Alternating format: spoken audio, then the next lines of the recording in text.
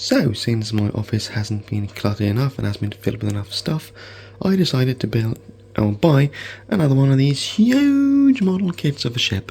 So this is the French La Superbe, made by Hella, and this is, well, more kind of like a follow-up video to the Le Soleil Royal ship that I just, sort of finished. I finished the hull and it's painted. I'm going to do one more video on it currently, and that's the weathering of the ship, because I simply don't have space in my office or height to do the rigging of that model. But this is La Superbe, a ship that was developed about 100 years later, and it's a bit smaller. As you can see up there, the scale is about 1 to 150, so it's a bit smaller. So hopefully this ship will fit. I thought I was going to do the same thing with this model, just introduce you to the ship and what it looks like, to the model of the kit, and then we're going to go through it, the drawings and the building and the painting and the sort of different stuff that we did with Le Soleil Royal. So this is the box. It looks fantastic, absolutely brilliant.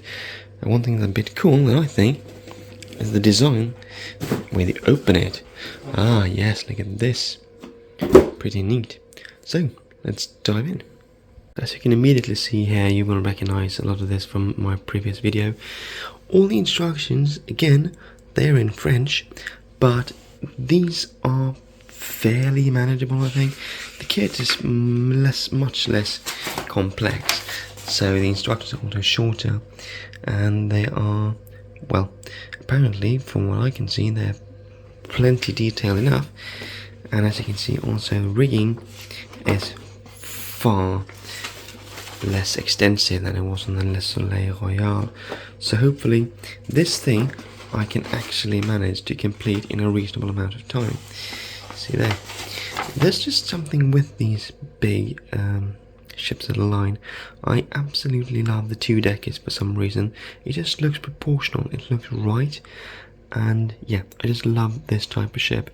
So I can't wait to get cracking on this kit here.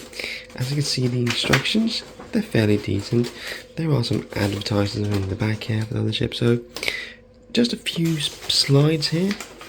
1 or 2 of the ship itself, and then 3 or 4 of rigging, so hopefully it won't be too complex.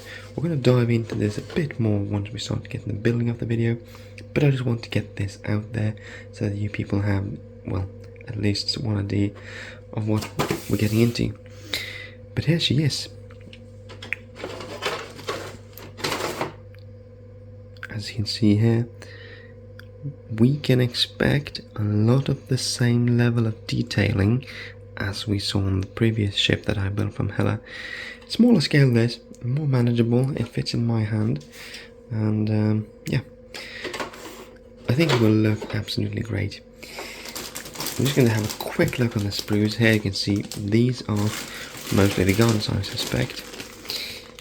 Yeah, loads of guns and gun cradles and all sorts of things, and some parts of the mast, and yeah, not very many parts, pieces of the hull here.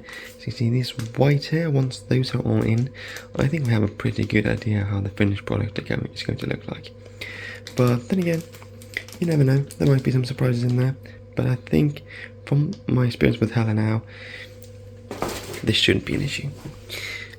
And here we have, well, the rigging and the deck, I suspect, and the stand that the ship's supposed to go on.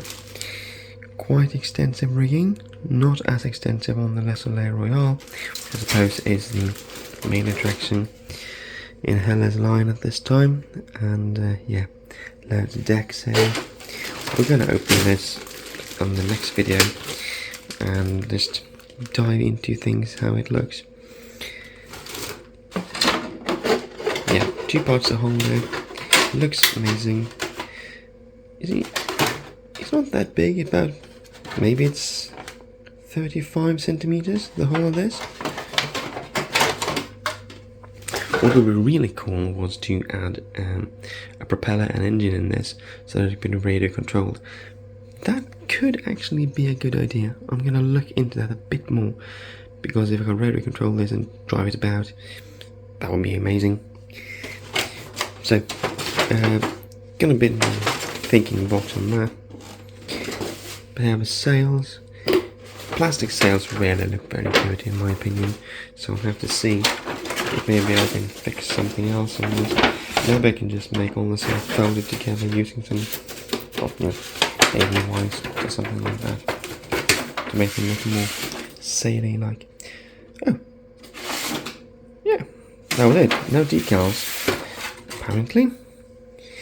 But yeah, sails and flags. Superbe.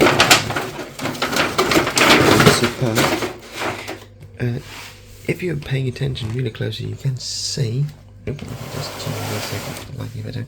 It also says glorieux. That is because Hella did the amazing, well, stroke of genius really. Is that you can build 2 ships out of this one kit. You can either build the Le Superbe or the Glorieux.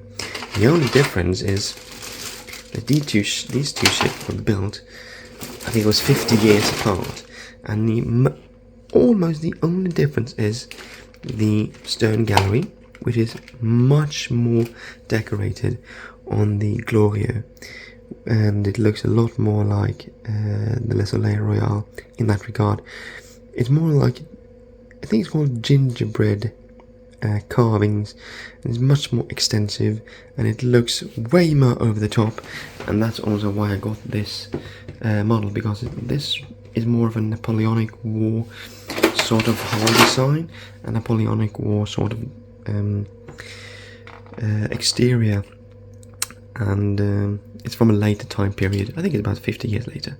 So this ship, the Le Superbe, was built in about 1780, I think.